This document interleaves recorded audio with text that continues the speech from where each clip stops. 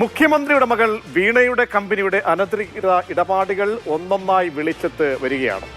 Registrar of companies ബംഗളൂരുവിന്റെ കണ്ടെത്തലുകൾ കുരുക്ക് മുറുക്കുന്നതാണോ? CPM ഒരുക്കിയ പ്രതിരോധ കവചമെല്ലാം പാളുകയാണോ? കേന്ദ്രത്തിന്റെ തെരഞ്ഞെടുപ്പ് മുന്നിൽ കണ്ടുള്ള നീക്കമെന്ന പതിവ് ക്യാപ്സൂൾ ദഹിക്കുന്നതാണോ? മുഖ്യമന്ത്രിക്കും മകൾക്കും കേരളത്തോട് സത്യങ്ങൾ തുറന്നു പറയാൻ ബാധ്യതയില്ലേ?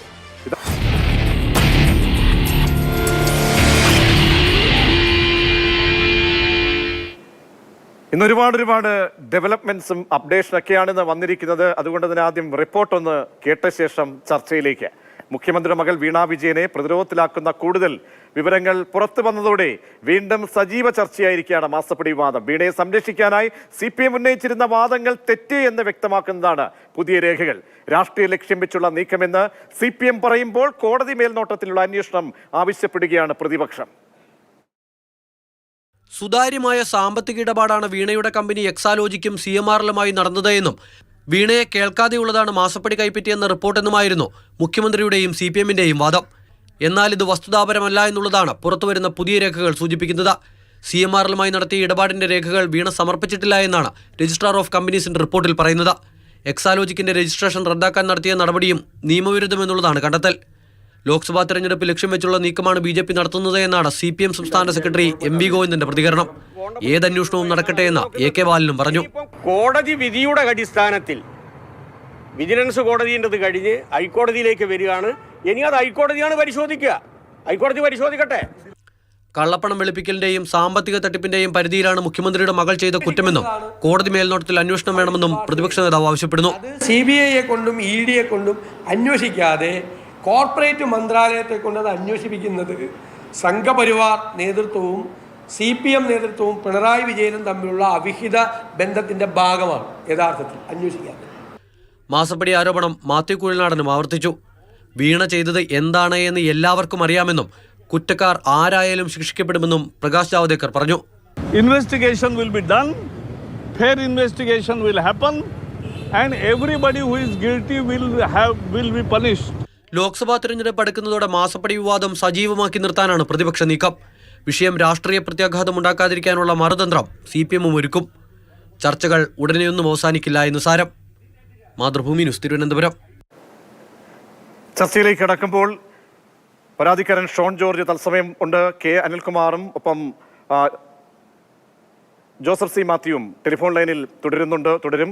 ശ്രീ അനിൽകുമാർ, ഈ ROC റിപ്പോർട്ട്, അതിലെ പ്രധാനപ്പെട്ട നിരീക്ഷണങ്ങളും കണ്ടെത്തലുകളുമാണ് പുതിയ അപ്ഡേഷന് ആധാരമായി വരുന്നത്.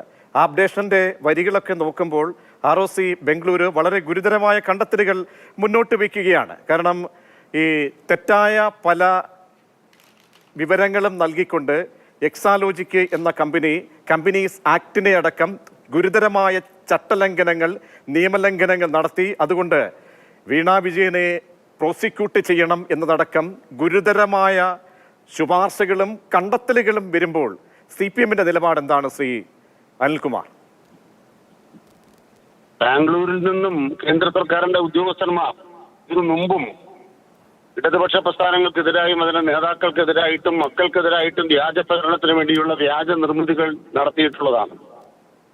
ബഹുമാനപ്പെട്ട മുൻ പാർട്ടി സെക്രട്ടറി സഖാവ് അന്തരിച്ചുപോയ കോടിയേരിയുടെ മകനെ 1 കൊല്ലക്കാലം ജയിലിലിട്ടത് ഇതിനേക്കാൾ ഭീതിതമായ റിപ്പോർട്ടുകൾ ഉണ്ട് എന്ന് പറഞ്ഞുകൊണ്ട് അതിന്റെ പേരിലാണ്.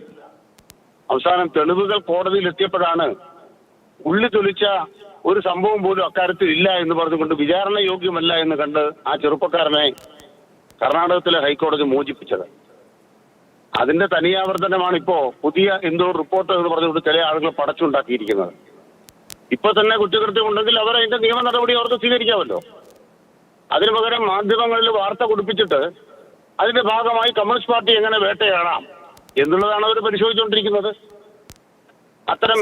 ഒരു കാര്യം ചോദിച്ചോളട്ടെ, ഈ പടച്ചു വിട്ടത് എന്ന് പറയുമ്പോൾ നമുക്ക് താങ്കൾ ആദ്യം തുടക്കം പറഞ്ഞത് നമുക്ക് രാഷ്ട്രീയമായിട്ട് നിങ്ങളുടെയൊക്കെ നമ്മളൊക്കെ പതിവായി പറയുന്നത് പോലെയുള്ള കേന്ദ്ര സർക്കാരിന്റെ ഒരു പക്ഷേ പകപോക്കൽ അങ്ങനെയൊക്കെ നമുക്ക് വ്യാഖ്യാനിക്കാതാണെന്ന് പാർട്ടി സെക്രട്ടറി മുഖപത്രത്തിലൂടെ വിവരിക്കുകയും ചെയ്തത്. അതിനപ്പുറത്തേക്ക് ഇതിന്റെ ഗ്രാവിറ്റിയിലേക്ക് വരുമ്പോൾ, കാരണം ഒന്നൊരു കോസി ജുഡീഷ്യൽ ബോഡിയുടെ ഒരു ഉത്തരവ്, അതിനുശേഷം ഈ ROCയുടെ പ്രാഥമികമായിട്ടുള്ള ചോദ്യങ്ങൾക്ക് പോലും ഉത്തരമില്ലാതെ മിണ്ടാട്ടമില്ലാതെ ഒളിച്ചോടേണ്ടി പോകുന്നു എന്ന് പറയുമ്പോൾ അത് ഗുരുതരമല്ലേ? വളരെ പ്രധാനപ്പെട്ട ഒരു കാര്യം ഈ കമ്പനിയുമായി ബന്ധപ്പെട്ടാണ്. എക്സാലോജിക് എന്ന കമ്പനി നൽകിയിട്ടുള്ള വിവരങ്ങൾ, ഈ മരവിപ്പിക്കലുമായി ബന്ധപ്പെട്ട ഒരു കമ്പനിയുടെ മരവിപ്പിക്കൽ അത് ഏത് സാഹചര്യത്തിലെന്നാണ് നന്നായിട്ട് വിവക്ഷിച്ചിട്ടുണ്ട്, നിയമപ്രകാരമായും ചട്ടങ്ങളുമൊക്കെയായി. അപ്പോൾ ആ മരവിപ്പിക്കലിന് 2022 നൽകിയിരിക്കുന്ന രേഖകൾ അത് ശരിയായിരുന്നോ? ശരിയായ രേഖയാണോ വീണ വിജയൻ അല്ലെങ്കിൽ എക്സാലോജി കമ്പനി നൽകിയിരിക്കുന്നത്? താങ്കൾ എന്താണ് മനസ്സിലാക്കിയത്? ഏതെങ്കിലും കമ്പനിയും അതുപോലെ കമ്പനിയുടെ ചുമതലക്കാരായിട്ടുള്ള അതിന്റെ അധികാര നിർവഹണം നടത്തുന്ന ഏതെങ്കിലും രജിസ്ട്രേഷൻ വകുപ്പിന്റെ ഉദ്യോഗസ്ഥന്മാർ തമ്മിൽ ഉണ്ടാകേണ്ട ഇടപാടുകൾ രാഷ്ട്രീയമായൊരു പ്രതികരണത്തിന് ആവശ്യമില്ലല്ലോ. അത് ആ കമ്പനിയും അതുപോലെ തന്നെ ഇപ്പൊ രജിസ്ട്രാർ ഡിപ്പാർട്ട്മെന്റ് എഴുത്തുമുത്തുകൾ നടത്തും. ഇവിടെ ഒരു കാര്യം സംഭവിച്ചിട്ടുണ്ട്. യഥാർത്ഥത്തിൽ ഒന്നാമതായി നടന്ന കാര്യം, ഇതിൽ ഈ കമ്പനി വൈൻഡപ്പ് ചെയ്യാൻ ഉദ്യോഗസ്ഥന്മാർ അനുവദിച്ചു. വൈൻഡപ്പ് ചെയ്യുന്ന ഘട്ടത്തിൽ ഉന്നയിക്കാത്ത കാര്യങ്ങളാണ് ഇപ്പോ ഇവിടെ തന്നെ പരാതിക്കാരനുണ്ട്, അദ്ദേഹത്തിന്റെ പരാതിയുടെ ഭാഗമായി കുത്തിപ്പൊക്കി കൊണ്ടുവരുന്നത്. അപ്പോൾ സ്വാഭാവികമായും വൈൻഡപ്പ് ചെയ്ത ഒരു ഉത്തരവോടെ കിടക്കുകയാണ്. ആ ഉത്തരവിനെ ആരെ ഇല്ലാതാക്കുന്നത്? വൈൻഡപ്പ് ചെയ്യുന്ന ഘട്ടത്തിൽ പരാതിയില്ല, വൈൻഡപ്പ് ചെയ്യുന്ന ഘട്ടത്തിൽ അന്വേഷണമില്ല.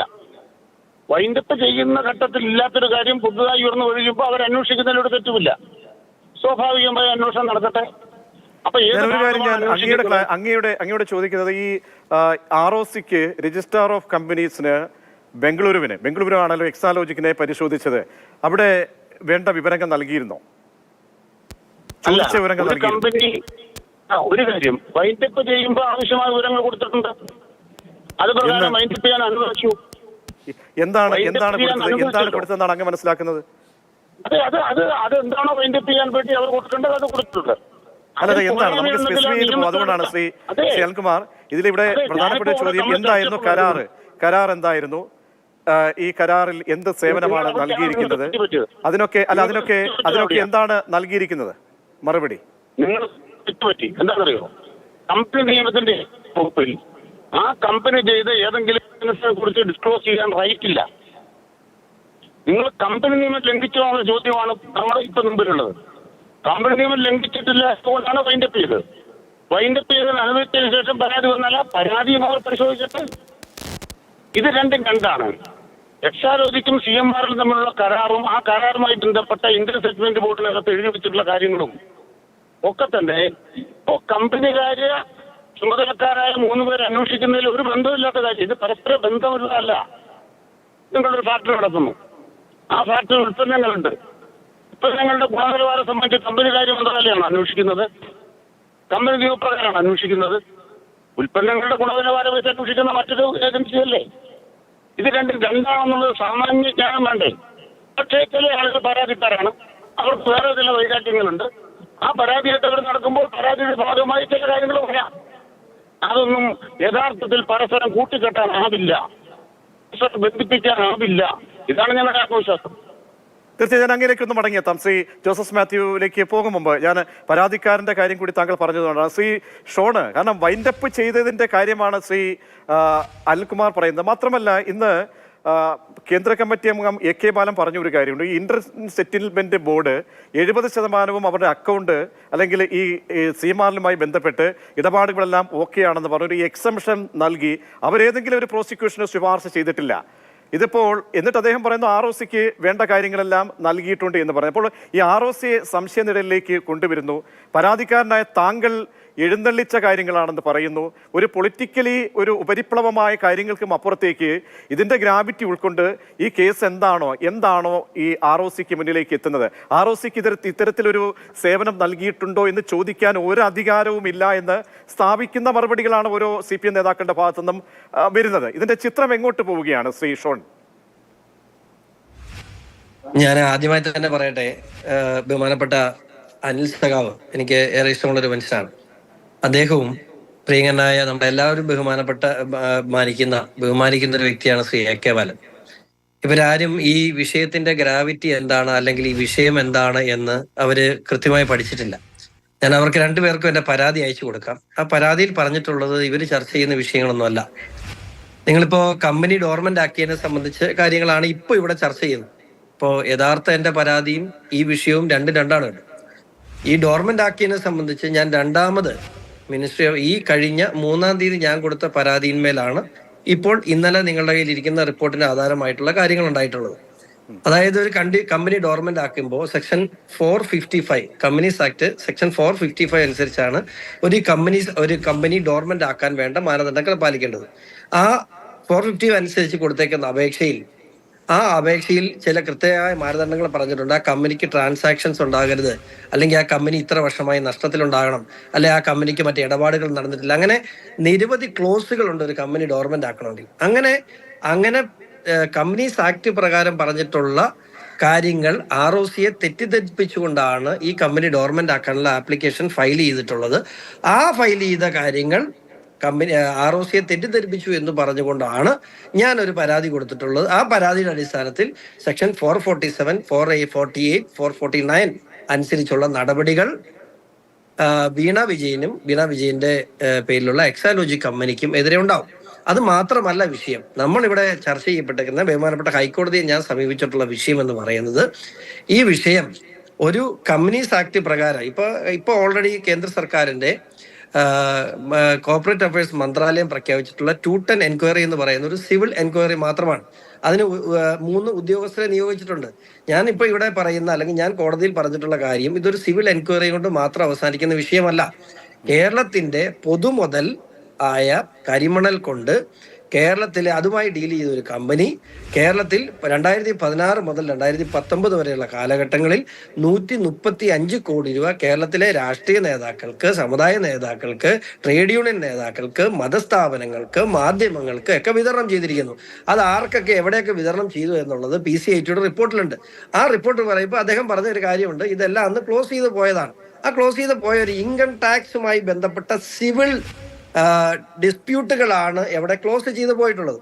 അങ്ങനെ ക്ലോസ് ചെയ്ത് പോയ കാര്യങ്ങളെ ടേക്കപ്പ് ചെയ്യാനോ അത് മുമ്പോട്ട് കൊണ്ടുപോകാനോ ഒരു കാരണവശാലും അവർക്ക് കഴിയില്ല. അതുകൊണ്ട് തന്നെയാണ് സെക്ഷൻ 447 അനുസരിച്ച് 10 ലക്ഷം രൂപയ്ക്ക് മുകളിലുള്ള ഒരു കമ്പനി ഫ്രോഡിനെ സീരിയസ് ഫ്രോഡായി കണക്കാക്കാൻ കഴിയൂ.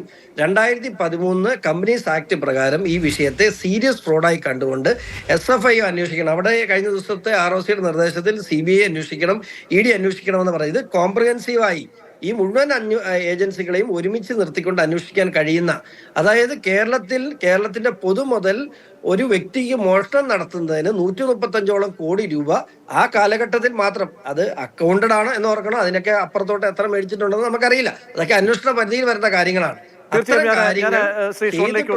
കാരണം ഇതുമായി ബന്ധപ്പെട്ട് നമ്മൾ ആദ്യ ചർച്ചാ ദിവസം നടത്തുമ്പോൾ ശ്രീ ജോസഫ് സി മാത്യു ഇതിന്റെ ചില അങ്കലാപ്പുകൾ അന്വേഷണവുമായി ബന്ധപ്പെട്ട് അന്ന് ചോദിച്ചിരുന്നു. ശ്രീ ജോസഫ് സി മാത്യു, ഇന്നിപ്പോൾ ഇതാ ഈ മണി ലോണ്ടറിങ്ങുമായിട്ട് ബന്ധപ്പെട്ടും അല്ലെങ്കിൽ കറപ്ഷനുമായി ബന്ധപ്പെട്ടും ഒക്കെ ഉള്ള വാതിലുകൾ തുറന്നിടുന്ന രീതിയിലേക്ക് ഈ ഒരു സാഹചര്യം മാറുകയാണ്. കാരണം അത് ശുപാർശ ആ നിലയ്ക്ക് കൂടി ഒരു ബോഡിയിൽ നിന്നും, ഒരു ROC പോലെയുള്ള ഒരു ബോഡിയിൽ നിന്നും മുന്നോട്ട് വയ്ക്കപ്പെടുകയാണ്. അപ്പോൾ ഇതിൻ്റെ തലങ്ങൾ മാറുകയാണോ? ഇവിടെ ഇന്നിപ്പോൾ പറയുന്നതനുസരിച്ചാണെങ്കിൽ ഇതാ CMRൽ അവർക്ക് നൽകിയ സേവനത്തിൽ തൃപ്തിയുണ്ട് അവർക്ക്. മാത്രമല്ല GST ലഭിച്ച സേവനത്തിൻ്റെ പണത്തിന് GST നൽകിയിട്ടുണ്ട്. ഇതിനപ്പുറത്തേക്ക് ഒരുപാട് ചോദ്യങ്ങൾ ഈ പൊതുമണ്ഡലത്തിൽ പബ്ലിക് ഡൊമൈനിൽ ചോദിക്കുന്നില്ലേ? അതിന് പബ്ലിക് ഡൊമൈനിൽ അതേ തലത്തിൽ ഒരു ഉത്തരവും ലഭിക്കുന്നില്ല എന്നുള്ളതും യാഥാർത്ഥ്യമല്ലേ ശ്രീ ജോസഫ് സി മാത്യു? അതായത് നമ്മൾ ഇന്ററിം സെറ്റിൽമെന്റ് ബോർഡ്, ഇൻകം ടാക്സിന്റെ ഇന്ററിം സെറ്റിൽമെന്റ് ബോർഡിന്റെ വേർഡിക്റ്റിൽ നിന്നാണല്ലോ നമ്മൾ ഇത് ആരംഭിക്കുന്നത്. അതില് പറയുന്നത് നമ്മൾ പരിശോധിച്ചാല് നമ്മളിപ്പോ പറയുന്നത് CMRലിനും പരാതിയില്ല, ഈ എക്സാലോജിക്കിനും പരാതിയില്ല, അല്ലെങ്കിൽ കൺസൾട്ടന്റ് എന്നുള്ള രീതിയിൽ പണം വാങ്ങിയ വീണയ്ക്കും പരാതിയില്ല. പിന്നെ ആർക്കാണ് പരാതി എന്നാണ് നമ്മൾ ചോദിക്കുന്നത്. നമ്മൾ ഇന്ററിം സെറ്റിൽമെന്റിന്റെ ഓർഡറിലേക്ക് വന്നാൽ അതിലെ ഏറ്റവും പ്രധാനപ്പെട്ട അവരുടെ കൺക്ലൂഷൻ എന്താണ്? ഇത് രാഷ്ട്രീയ നേതാക്കന്മാർക്ക് അവരുടെ പ്രവൃത്തി നടത്തിക്കൊണ്ടു പോകാൻ വേണ്ടി കൈക്കൂലി കൊടുത്തേ മതിയാകൂ എന്നൊരു പബ്ലിക് ലിമിറ്റഡ് കമ്പനി പറയുന്നു. അത് വിവിധ രാഷ്ട്രീയ നേതാക്കൾക്ക്, മുഖ്യമന്ത്രിക്ക്, പ്രതിപക്ഷ പാർട്ടിയുടെ നേതാക്കന്മാർക്ക് ഒക്കെ പണം കൊടുത്തതായി അവര് രേഖപ്പെടുത്തി വെച്ചിരിക്കുന്നത്. കൂട്ടത്തിൽ മുഖ്യമന്ത്രിയുടെ മകളുടെ സ്ഥാപനത്തിലേക്കും മകൾക്ക് വ്യക്തിപരമായിട്ടും അക്കൗണ്ടിലൂടെയും പണം കൊടുത്തിരിക്കുന്നു. ഈ കൊടുത്ത പണത്തിന് എഗൻസ്റ്റ് ആയിട്ട് നിങ്ങൾക്ക് കിട്ടിയ സേവനം എന്താണ് എന്ന് പരിശോധിക്കുമ്പോൾ അങ്ങനെ ഒരു സേവനം കിട്ടിയിട്ടില്ല. അപ്പോൾ ഒരു സേവനവും നൽകാതെ പണം കൊടുത്തിരിക്കുന്നു. ഇത് ഈ രാഷ്ട്രീയ നേതാവിനുള്ള പണം വേറൊരു ചാനലിലൂടെ കൊടുത്തതാണ് എന്ന് അവരവരുടെ വേർഡിക്റ്റിൽ പറയും. ഇതാണ് നമ്മുടെ സ്റ്റാർട്ടിംഗ് പോയിന്റ് എന്ന് പറയുന്നത്. അപ്പൊ എന്ന് പറഞ്ഞാൽ ഇത് കൈക്കൂലിയാണെന്നാണ് ഈ പറയുന്നതിന്റെ അർത്ഥം. ഈ കൈക്കൂലി വൈറ്റ് ആയിട്ടും ബ്ലാക്ക് ആയിട്ടും കൊടുത്തിരിക്കുന്നു. വൈറ്റ് ആയിട്ട് കൊടുത്തത് കണ്ട് ഇവിടെയാണ് ഒരു സേവനവും ഇല്ലാതെ പറ്റിയിരിക്കും. ഇതാണ് ചോദ്യം. അതിൻ്റെ അകത്ത് പിന്നെ നമ്മൾ സാങ്കേതിക കാര്യങ്ങളെ കുറിച്ചൊക്കെ നമുക്ക് ഒരുപാട് കാര്യങ്ങൾ ചർച്ച ചെയ്യാവുന്നേ ഉള്ളൂ. CMRLനും പരാതിയില്ല, എക്സാലോജിക്കിനും പരാതിയില്ല. അതങ്ങനെയാണ്. കൈക്കൂലി കൊടുക്കുന്നവർക്കും വാങ്ങുന്നവർക്കും പരാതിയില്ല. അതുകൊണ്ട് പരാതിയില്ലെന്നുള്ളത് കൊണ്ട് മാത്രം അന്വേഷണം വേണ്ട എന്ന് പറയുന്നതിൽ യാതൊരു യുക്തിയുമില്ല. അപ്പൊ നമ്മൾ ഈ പറയുന്ന ബാക്കി കാര്യങ്ങളെല്ലാം അതിന്റെ സെക്കൻഡറിയാണ്. അപ്പൊ ഈ കമ്പനി നിയമത്തിന്റെ പ്രശ്നം ഞാൻ അതില് ഇപ്പൊ ഷോൺ എടുത്ത ഇനിഷ്യേറ്റീവിനെ ഒന്നും കുറച്ച് കാണുകയല്ല, മാത്യു കുഴൽനാടന്റെ ഇനിഷ്യേറ്റീവിനെയും കുറച്ച് കാണുകയല്ല. അപ്പൊ ഇവർക്ക് നിയമപരമായി നമുക്ക് ചെയ്യാവുന്ന കാര്യങ്ങളെ ചെയ്യാൻ കഴിയുള്ളൂ. അപ്പൊ ആ രീതിയിൽ നിന്നുകൊണ്ട് കമ്പനീസ് ആക്ടിന്റെ വകുപ്പുകൾ ഉപയോഗപ്പെടുത്തിക്കൊണ്ട് ഇതൊരു സീരിയസ് ഫ്രോഡാണെന്നും അന്വേഷിക്കണമെന്നും പറയുകയും ആ അന്വേഷണം വീണ്ടും പുതിയവൻ വെക്കുകയും ചെയ്ത കാര്യം തീർച്ചയായിട്ടും സ്വാഗതാർഹമാണ്. എന്റെ അതിനെ സംബന്ധിച്ചുള്ള നിരീക്ഷണം, കമ്പനി നിയമം പരിമിതമായ അധികാരങ്ങളെ ROCക്ക് കൊടുക്കുന്നുള്ളൂ. അത് കമ്പനിയുമായി മാത്രം ഇടപെട്ട് മാത്രമേ നടത്താൻ കഴിയുള്ളൂ. പക്ഷെ ഇവിടെ നടന്നിരിക്കുന്ന ഫ്രോഡ് എന്ന് പറയുന്നത് അതിനൊക്കെ അപ്പുറത്ത് വിപുലമായിട്ടുള്ള പൊളിറ്റിക്കൽ. തീർച്ചയായും അതാണ് ശ്രീ ജോസഫ് സി മാത്യു. ഇനിയിപ്പോൾ നമുക്കറിയാം, ഒരു ഈ കോർപ്പറേറ്റ് അഫയേഴ്സിന്റെ ഒരു ബോഡി അല്ലെങ്കിൽ ഒരു സമിതി അന്വേഷണ പരിധിയിലേക്ക് വരുന്നു. അവർക്കും വേണമെങ്കിൽ ഇതിന്റെ പരിധികളൊക്കെ നിശ്ചയിക്കപ്പെടുന്നതുകൊണ്ട് ശുപാർശ മറ്റൊരു വിഭാഗത്തിലേക്ക് പോകാം. അങ്ങനെ നോക്കുമ്പോൾ താങ്കൾ നേരത്തെ പറഞ്ഞതുപോലെ മണി ലോണ്ടറിങ് ആണെങ്കിൽ അവിടെ EDക്കുള്ള അതിന്റെ വ്യവസ്ഥകളുണ്ട്. അതല്ല കറപ്ഷൻ കേസ് പറയുമ്പോൾ CBIക്ക് ഇപ്പോൾ 2 സ്റ്റേറ്റുകൾ തമ്മിലുള്ള കിടക്കുന്ന ഒരു ആയതുകൊണ്ട് CBIക്ക് ആ നിലയ്ക്ക് അല്ലെങ്കിൽ കോടതിയെ സമീപിക്കുകയൊക്കെ ചെയ്യാവുന്ന അങ്ങനെ വിപുലമായ ഒരു രീതിയിലേക്ക് പോയാൽ ഇതിന്റെ തായ്വേരടക്കം മനസ്സിലാക്കാൻ കഴിയുമെന്നാണോ അങ്ങ് വിശ്വസിക്കുന്നത്? അല്ല, അതായത് ഇപ്പോൾ തന്നെ ഇന്നത്തെ പത്രവാർത്തകൾ അനുസരിച്ചാണെങ്കിൽ ബാംഗ്ലൂർ ROC തന്നെ ഇത് CBIയോ EDയോ അന്വേഷിക്കേണ്ട വിഷയമാണ് എന്ന് റിപ്പോർട്ട് കൊടുത്തതായിട്ടാണ് മനസ്സിലാക്കുന്നത്. പക്ഷേ എന്താണ് കേന്ദ്ര സർക്കാർ എടുത്ത തീരുമാനം? കേന്ദ്ര സർക്കാർ കമ്പനി നിയമം അനുസരിച്ച് തന്നെ ഒരു 3 അംഗ സമിതി അന്വേഷിക്കാൻ പറഞ്ഞു. അവരന്വേഷിച്ച് ഇതേ കണ്ടെത്തലുകൾ കണ്ടെത്തുന്നു എന്ന് വിചാരിക്കുക. എന്താ ചെയ്യുക? അവർ കേന്ദ്ര സർക്കാരിന് ഒരു റിപ്പോർട്ട് കൊടുക്കും. ആ റിപ്പോർട്ടിന്റെ അടിസ്ഥാനത്തിൽ വേണമെങ്കിൽ അവർക്ക് അന്വേഷണ ഏജൻസികളെ വെച്ചിട്ട് നടപടി സ്വീകരിക്കാം. അല്ലെങ്കിൽ കമ്പനിക്കെതിരെയുള്ള കുറ്റകൃത്യങ്ങൾ അതിന് കമ്പനി അധികൃതർക്കെതിരെ നടപടിയല്ലാതെ അതിന് പുറത്തുള്ളവരോട് ചോദ്യവും ചോദിക്കില്ല.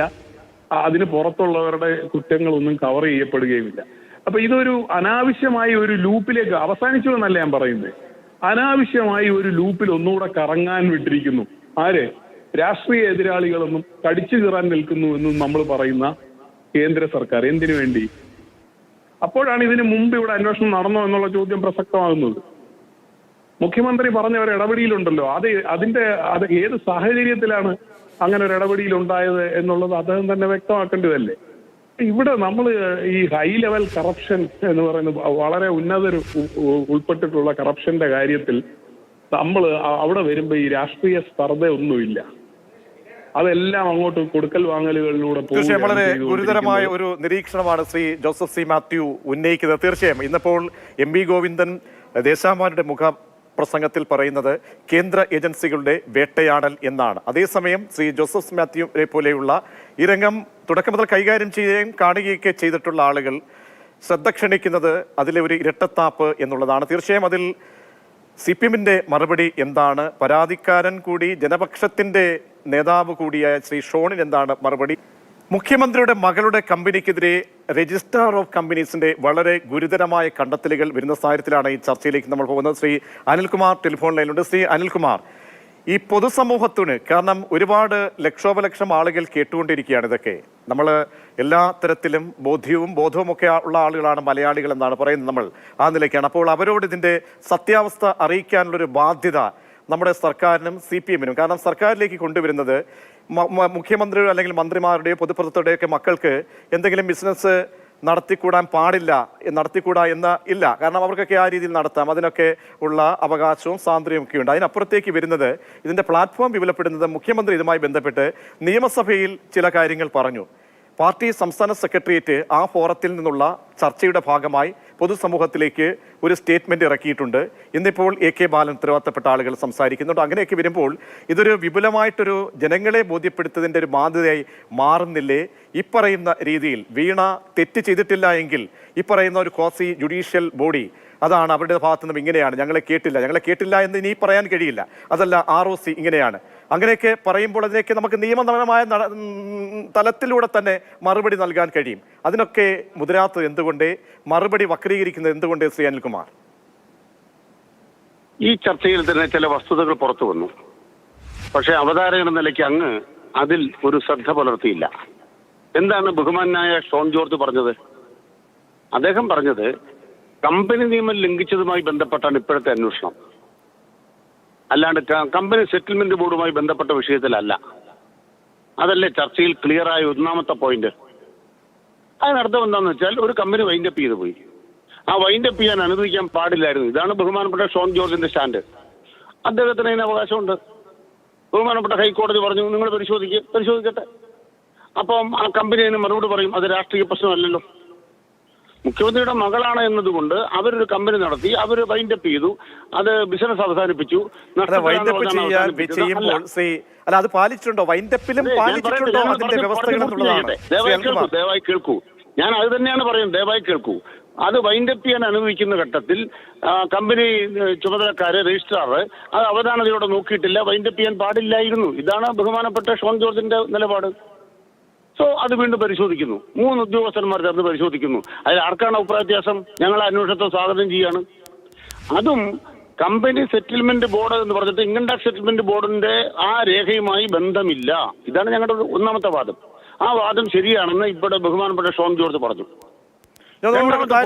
ശ്രീ അനിൽകുമാർ, ഒരു ക്ലാരിറ്റിക്ക് വേണ്ടി ഷോൺ പറഞ്ഞതിൽ നിന്നും എന്തെങ്കിലും ഒരു പൊളിറ്റിക്കലി അദ്ദേഹം പറയുന്നത് പോലെ ഈ കമ്പനി വൈൻഡപ്പ് ചെയ്യുന്നതുമായി ബന്ധപ്പെട്ട സാഹചര്യമാണ്, ആ കേസുമായിട്ടൊക്കെയാണ് താങ്കൾ മുന്നോട്ട് പോയതും. മാത്രമല്ല SF ഇൻവെസ്റ്റിഗേഷൻ അടക്കം താങ്കൾ ആവശ്യപ്പെടുകയും ചെയ്തിട്ടുണ്ട്. അപ്പോൾ ഇത് അനിൽകുമാർ പറയുന്നത് കേട്ടു എന്നാണ് ഞാൻ മനസ്സിലാക്കുന്നത്. കേട്ടെങ്കിൽ മറുപടി. അല്ല, അത് ഞാൻ അദ്ദേഹം പറഞ്ഞ് കേട്ടു. ഇപ്പൊ അദ്ദേഹം പറഞ്ഞ വളരെ സത്യമാണ്. ഇന്നിവിടെ ചർച്ചയ്ക്ക് ആധാരമായിട്ടുള്ള വിഷയം എന്താണ്?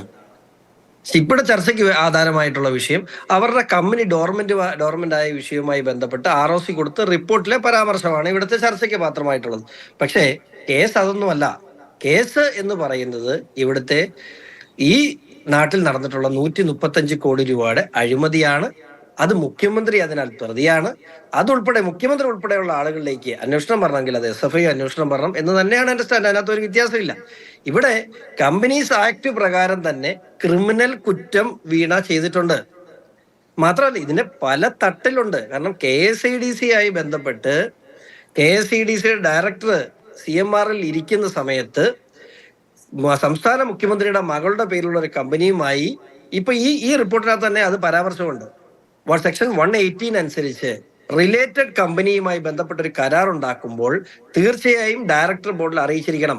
അങ്ങനെ ഡയറക്ടർ ബോർഡിൽ അറിയിക്കുമ്പോൾ KSIDCയുടെ അവിടെ പ്രസന്റ് ആയിട്ടുള്ള ഡയറക്ടർ ആ വിഷയത്തിൽ കൃത്യമായി അറിഞ്ഞിരിക്കണം. അവിടെ KSIDC ROCക്ക് ഫയൽ ചെയ്തേക്കുന്ന റിപ്പോർട്ടിൽ എന്താ പറഞ്ഞേക്കുന്നത്? ഞങ്ങൾ ഇതൊന്നും അറിഞ്ഞിട്ടില്ല. അപ്പോ ഗവൺമെന്റിന്റെ ഒരു പൊതുമേഖലാ സ്ഥാപനം ഒരു കള്ള സത്യവാങ്മൂലം ROCക്ക് ഫയൽ ചെയ്തിരിക്കുകയാണ്. ഞങ്ങളിതൊന്നും അറിഞ്ഞിട്ടില്ല. മുഖ്യമന്ത്രിയുടെ മകളുമായി ഒരു സർക്കാരിന്റെ ഒരു സ്ഥാപനം സർക്കാരിന്റെ സ്ഥാപനം പങ്കാളിയായിട്ടുള്ള നടത്തിയിട്ടുള്ള CMR നടത്തിയിട്ടുള്ള ഇടപാട് ഞങ്ങൾ അറിഞ്ഞിട്ടില്ലെന്നൊരു കള്ള സത്യവാങ്മൂലം KSIDC ROCക്ക് മുമ്പിൽ കൊടുത്തിരിക്കുകയാണ്. ഇപ്പൊ അനിലേട്ടൻ പറഞ്ഞ കാര്യം ശരിയാണ്. പക്ഷേ അതിനെ അത്രയും ലാഘവത്തോടെ ലഘൂകരിച്ച് കാണരുത്. മുഖ്യമന്ത്രിയുടെ മകളായതുകൊണ്ട് മാത്രമല്ല, ഒരു കാര്യം കൂടി ഈ ഇന്നിപ്പോൾ ഇതിന്റെ ഡെവലപ്മെന്റ് ഒക്കെ നടക്കുമ്പോൾ ഇപ്പോൾ നേരത്തെ ജോസഫ് C. മാത്യു രേഖപ്പെടുത്തിയ ഒരു കൺസേൺ ഉണ്ട്, ഒരു ആശങ്കയുണ്ട്. ഇതൊന്നും ഒന്നും തോന്നുന്നില്ല, ഇതിലൊന്നും അത്ഭുതകരമായി ഒന്നും സംഭവിക്കില്ല. കാരണം കേന്ദ്ര സർക്കാരിന്റെ സ്റ്റാൻഡാണ് അവിടെ അദ്ദേഹം ഉയർത്തിയത്. ഇതൊരു കോർപ്പറേറ്റ് അഫയേഴ്സ് സംവിധാനം ഒരു സമിതിയെ വെച്ച് അന്വേഷിക്കുന്നു. അതിന്റെയൊക്കെ ഡെഡ് ലൈൻ നിശ്ചയിക്കപ്പെട്ടിട്ടുണ്ട്. അത് എത്ര നാൾ നീങ്ങുമെന്നൊന്നും അറിയില്ല. പക്ഷെ പോകേണ്ടടുത്ത് കൊള്ളുന്നില്ല. അപ്പോൾ ഇതൊക്കെ ഒരു സെറ്റിൽമെന്റ് ആണോ ശ്രീ ഞാൻ ഒരു കാര്യം പറഞ്ഞോളട്ടെ. ഏതെങ്കിലും ഒരു സെറ്റിൽമെന്റിന് നിന്നു കൊടുക്കേണ്ട ആവശ്യം ഉള്ള രാഷ്ട്രീയമല്ല എൻ്റെ. ഞാൻ ഈ 3 മുന്നണിയുടെയും ഭാഗമല്ല. അതുകൊണ്ട് തന്നെ ഏതെങ്കിലും ഒരു സെറ്റിൽമെന്റിന് നിന്ന് കൊടുക്കേണ്ട കാര്യമില്ല. അദ്ദേഹത്തിനോട് ഞാൻ ഏറെ ബഹുമാനിക്കുന്ന, ഞാൻ ഏറെ ആദരിക്കുന്ന ഒരു വ്യക്തിയാണ് ജോസഫ് സി മാത്യു സാർ. അദ്ദേഹത്തിന്റെ മനസ്സിലുള്ള, ഇപ്പൊ സ്വാഭാവികമായും ഇത്തരത്തിൽ 4ഓ 5ഓ കേസുകൾ നടത്തി അതൊന്നും എവിടെ എത്താതെ പോകുമ്പോൾ എനിക്ക് മാനസികമായ ഒരു ബുദ്ധിമുട്ടുണ്ടാകും. അങ്ങനെ കേരള സംസ്ഥാനത്ത് നിരവധിയായ പോരാട്ടങ്ങൾ, ഈ അഴിമതിക്കെതിരെ പോരാട്ടം നടത്തിയ ഒരു വ്യക്തിയാണ് ജോസഫ് സാർ. അദ്ദേഹത്തിന് പലപ്പോഴും ഇതിന്റെ ഏറ്റവും അങ്ങേറ്റത്ത് വരുമ്പോൾ ഒരു കോംപ്രമൈസ് കാണുമ്പോൾ അദ്ദേഹത്തിന് ഉണ്ടാകുന്ന ഒരു നിരാശ. ഈ കേസിലൊക്കെ ഞാനിപ്പോ എടുത്തിട്ടുള്ള ഈ കേസിന്റെ അവസാനത്ത് ഇത്തരത്തിലുള്ള ഒരു പൊളിറ്റിക്കൽ സെറ്റിൽമെന്റ് നടന്നാലും എനിക്കും നിരാശ ഉണ്ടാവും. ഞാൻ ഒരു കാര്യം പറയട്ടെ, ഈ കഴിഞ്ഞ കുറച്ച് ദിവസമായിട്ട് ഇവിടുത്തെ UDFന്റെ നേതാക്കൾ അല്ലെങ്കിൽ പ്രതിപക്ഷ നേതാവ് പറയുന്ന എന്താണ്, മുഖ്യമന്ത്രിയുടെ മകളുടെ അഴിമതിയെക്കുറിച്ച് പറയുന്നത് കൃത്യമായൊരു പ്രൂഫ് അവരുടെ മുമ്പിൽ ഇട്ട് കൊടുത്തിട്ട് അവരതിനെക്കുറിച്ചല്ല പറയുന്നത്. അവരപ്പോഴും പറയുന്നത് ഇത് പ്രധാനമന്ത്രിയും മുഖ്യമന്ത്രിയും തമ്മിലുള്ള അഡ്ജസ്റ്റ്മെന്റിന്റെ ഭാഗം, വിലപേശലിന്റെ ഭാഗം, ലോക്സഭാ ഇലക്ഷൻ, ഇത്തരം കാര്യങ്ങളാണ് പ്രതിപക്ഷം പറയുന്നത്. ഒരു പ്രതിപക്ഷത്തിന്റെ ചുമതല എന്താണ്? സംസ്ഥാനം ഭരിക്കുന്ന മുഖ്യമന്ത്രിയുടെ മകൾ സംസ്ഥാനത്തിന്റെ കീഴിലുള്ള സ്റ്റേറ്റ് ഗവൺമെന്റിന്റെ കീഴിലുള്ള KSIDC പോലൊരു സ്ഥാപനം ഉൾപ്പെടുത്തുന്ന ഒരു കമ്പനിയിൽ ഗുരുതരമായ കൊള്ള നടത്തിയിരിക്കുന്നു, കൈക്കൂലി വാങ്ങിച്ചിരിക്കുന്നു. അതിന് തെളിവ് സഹിതം പുറത്തു വരുമ്പോ പ്രതിപക്ഷം ആരോപിക്കുന്ന എന്താ? ഇത്തരം കാര്യങ്ങൾ. ഇതൊക്കെ കേൾക്കുമ്പോൾ ജോസഫ് സാറിനെ പോലെയുള്ള ആളുകൾ ഇങ്ങനെ ചിന്തിച്ചില്ലെങ്കിൽ തന്നെ അത്ഭുതമുള്ളൂ. ഇവിടെ ഏതെങ്കിലും ഒരു പ്രതിപക്ഷ നേതാക്കന്മാർ, ഇവിടെ നരേന്ദ്രമോദി വരുന്നു പോകുന്നു, അദ്ദേഹം അദ്ദേഹത്തെ പ്രധാനമന്ത്രി കാണുന്നു, പോവാതിരിക്കുന്നു, റിസീവ് ചെയ്യാൻ ചെല്ലുന്നു, പറഞ്ഞു വിടുന്നു. ഇത്തരം വിഷയങ്ങൾക്ക് അപ്പുറത്തേക്ക് ഈ സംസ്ഥാനത്തെ കവർന്നു തിന്നുന്ന, സംസ്ഥാനത്ത് നടന്നിട്ടുള്ള ഒരു വലിയ കൊള്ള, അതിൽ 135 കോടി രൂപ സംസ്ഥാനത്തെ രാഷ്ട്രീയ നേതാക്കൾ കൈക്കൂലി വാങ്ങിച്ചു എന്ന് കൃത്യമായ ഒരു judicial body, interim settlement board പറഞ്ഞു വെച്ചിട്ടുള്ള ഒരു കാര്യത്തിന്മേൽ അന്വേഷണവുമില്ല. അതിൽ അന്വേഷണത്തിന് മുന്നിട്ടിറങ്ങുന്നവരുടെ മുഖത്തോട്ട് കയറുന്ന പരിപാടി കൂടെയാണ് ഇവിടുത്തെ എല്ലാ രാഷ്ട്രീയ പാർട്ടികളും ചെയ്തുകൊണ്ടിരിക്കുന്നത്. എന്നെ കൊണ്ട് ഇത് എവിടെ എത്തും എന്നുള്ള കാര്യത്തിൽ എനിക്ക് നല്ല ബോധ്യമുണ്ട്. എത്തിക്കാൻ പറ്റുമെന്നും എനിക്ക് നല്ല ബോധ്യമുണ്ട്. തീർച്ചയായും വളരെ വ്യക്തമാണ്. ശ്രീ ഷോണാണ് മറുപടി നൽകിയത്. ശ്രീ M. അനിൽകുമാർ, അവസാനമായി ഇപ്പോൾ ശ്രീ K. അനിൽകുമാർ, അവസാനമായ ഒരു കാര്യം, കാരണം മുഖ്യമന്ത്രിയെ കൊണ്ട് വല്ലാത്ത രീതിയിൽ ഒരു പ്രതികരണം നടത്തിച്ചു, കേരളം ആ രീതിയിൽ അതിനെ വ്യാഖ്യാനിച്ചു. അപ്പോൾ മകളെന്ന നിലയിൽ, അല്ലെങ്കിൽ പോട്ടെ അതും പോകട്ടെ, ഒരു കമ്പനി നടത്തിയ ഒരാളെന്ന നിലയിൽ 2 വരി കുറിപ്പിടാനൊരു ബാധ്യത വീണയെ സംബന്ധിച്ചോളം ഇതിലില്ലേ? കാരണം പൊതുസമൂഹം വീണയുടെ ഭാഗത്തു നിന്നും എന്തെങ്കിലും ഒരു വരിയോ ഇതിലെന്താണ് ഒളിഞ്ഞിരിക്കുന്നത്, പുകമറയാണോ എന്നൊക്കെ കേൾക്കാൻ ആഗ്രഹിക്കുന്നുണ്ടെങ്കിൽ, അല്ലെ ആഗ്രഹിക്കുന്നുണ്ടാകില്ലേ, അത് കുറ്റം പറയാനാകുമോ? അങ്ങനെ ഒരു ബാധ്യതയില്ലേ? CPM-ന് കുറച്ചുകൂടി ക്ലാരിറ്റി കൂടി കാര്യങ്ങൾ ബോധ്യപ്പെടുത്താനുള്ള ബാധ്യത കൂടിയില്ലേ? കാരണം പലരും പല വഴിക്ക് കാര്യങ്ങൾ പറയുന്നത് കൊണ്ടാണ്. അവസാനമായി പലരും പല വഴിക്ക് CPM-നെ കുറിച്ച് എന്തെല്ലാം നുണ പറഞ്ഞു. ആ നുണകളൊന്നും വസ്തുതയല്ലെന്ന് ബോധ്യപ്പെട്ട് കഴിഞ്ഞു. ഇതും അതുപോലെ വസ്തുതയല്ലെന്ന് ബോധ്യപ്പെടും. ഒന്നാമത്തെ പോയിന്റ് ഞാൻ പറയാം. ഇവിടെ ചില മാധ്യമങ്ങൾ പണം കൈപ്പറ്റി. അതിലൊരു മാധ്യമമാണ് ജന്മഭൂമി. അവര് ഈ കമ്പനിക്ക് അനുകൂലമായി മുഖപ്രസംഗം എഴുതി. ഒരു മാധ്യമം ഈ കരിമണൽ കമ്പനിക്ക് അനുകൂലമായി മുഖപ്രസംഗം എഴുതിയ സംഭവം നമ്മുടെ മുമ്പിലില്ലേ? അവർ പണം കൈപ്പറ്റിയിട്ടില്ലേ? ജന്മഭൂമി എത്ര രൂപ കൈപ്പറ്റിയിട്ടാണ് കരിമണൽ കമ്പനിക്ക് വേണ്ടി മുഖപ്രസംഗം എഴുതിയത്? ആ കരിമണൽ കമ്പനിക്കെതിരായിട്ട് മറ്റൊരു സംഘടനത്തിൽ ജന്മഭൂമിയിൽ ഒരു ലേഖനം വന്നപ്പോൾ ചീഫ് എഡിറ്ററെ പുറത്താക്കി. എത്ര കോടി ജന്മഭൂമിക്ക് കിട്ടി? ഇവരുടെ ആരുടെയും പേര് പോലും അന്വേഷണത്തിലില്ലല്ലോ. അതുപോലെ തന്നെ കോൺഗ്രസ് നേതാക്കന്മാർ പണം വാങ്ങിച്ചതിനെ കുറിച്ച് പറയുന്നിട്ടുണ്ട്. CPM-ന്റെ ഒരു നേതാവും പണം വാങ്ങിയിട്ടില്ല. മുഖ്യമന്ത്രി അത് വ്യക്തമായി പറഞ്ഞിട്ടുണ്ട്, ഞങ്ങൾക്ക് ആ ശീലമില്ല. അപ്പൊ എന്ത് വേണം? സമ്മതിച്ചവർ അവരുടെ രേഖ ഹാജരാക്കണം. നിങ്ങൾ ആ രേഖ ചോദിക്കുന്നില്ല. ബഹുമാനപ്പെട്ട ഷോൺ ജോർജ് പറയുന്നത് മുഖ്യമന്ത്രി ഒരു പ്രതികരണം പ്രതീക്ഷിക്കാമോ കേരളത്തിന്? ഉമ്മൻചാണ്ടി കൊണ്ടുപോയ പണം അന്വേഷിക്കണം എന്നാണ് ബഹുമാനപ്പെട്ട ഷോൺ ജോർജ് പറയുന്നത്. അതിനെക്കുറിച്ച് ജോസഫ് സി മാത്യുവിന് പരാതിയില്ല. കാരണം എന്താണ്? ഉമ്മൻചാണ്ടി കൊണ്ടുപോട്ടെ. ചെന്നിത്തല കൊണ്ടുപോയി എന്ന് അദ്ദേഹം സമ്മതിച്ചു. ബഹുമാനപ്പെട്ട ജോസഫ് സി മാത്യുവിന് പരാതിയില്ല. അതിന് കാരണം എന്താണ്? അവർ കൊണ്ടുപോട്ടെ. നിങ്ങൾ കമ്മ്യൂണിസ്റ്റ് പാർട്ടി ആക്രമിക്കാൻ, വളഞ്ഞിട്ട് ആക്രമിക്കാൻ നിൽക്കുമ്പോൾ ഞങ്ങളുടെ പൊസിഷൻ ഇതാണ്. ഈ നിശബ്ദതയുടെയും വക്രീകരണത്തിന്റെയും കാര്യങ്ങൾ ചോദിക്കുന്നുകൊണ്ടാണ്, അല്ലെങ്കിൽ കേൾക്കുന്നുണ്ട്, മറുപടിയായി വരുന്നുകൊണ്ടാണ് വീണ്ടും വീണ്ടും ചോദിക്കേണ്ടി വരുന്നത്. അപ്പോൾ ക്ലാരിറ്റി കൂടി ഒരു മറുപടി ബഹുമാനപ്പെട്ട നമ്മുടെ മുഖ്യമന്ത്രിയുടെ ശ്രീ അനിൽകുമാർ, ഞങ്ങളുടെ മറുപടിയിൽ നല്ല ക്ലാരിറ്റി ഉണ്ട്. ഒന്ന്, ബഹുമാനപ്പെട്ട മുഖ്യമന്ത്രി ഇതുമായി ബന്ധപ്പെട്ട് യാതൊരു കാര്യത്തിലും പണം പറ്റിയില്ല എന്ന് അദ്ദേഹം വ്യക്തമാക്കി. 2, അദ്ദേഹത്തിന്റെ മകൾ നിയമാനുസരണം ബിസിനസ് ചെയ്തിട്ടുണ്ട്. ആ ബിസിനസ്സുമായി ബന്ധപ്പെട്ട ഒരു വിഷയം വന്നാൽ അവർ മറുപടി പറയേണ്ട സ്ഥലത്ത് അവർ മറുപടി പറയുക തന്നെ ചെയ്യും. അത് രാഷ്ട്രീയമായ വിഷയമല്ല. അല്ല, എന്തോ ഒരു ചോദ്യം ശ്രീ അനിൽകുമാറിനോട് ശ്രീ ഷോൺ എന്തോ ഒരു ചോദ്യം ചോദിക്കാൻ ശ്രമിക്കുന്നുണ്ട്. ഷോൺ, ആ മ്യൂട്ട് മാറ്റിയ ശേഷം ആ ചോദ്യം ഉണ്ടെങ്കിൽ.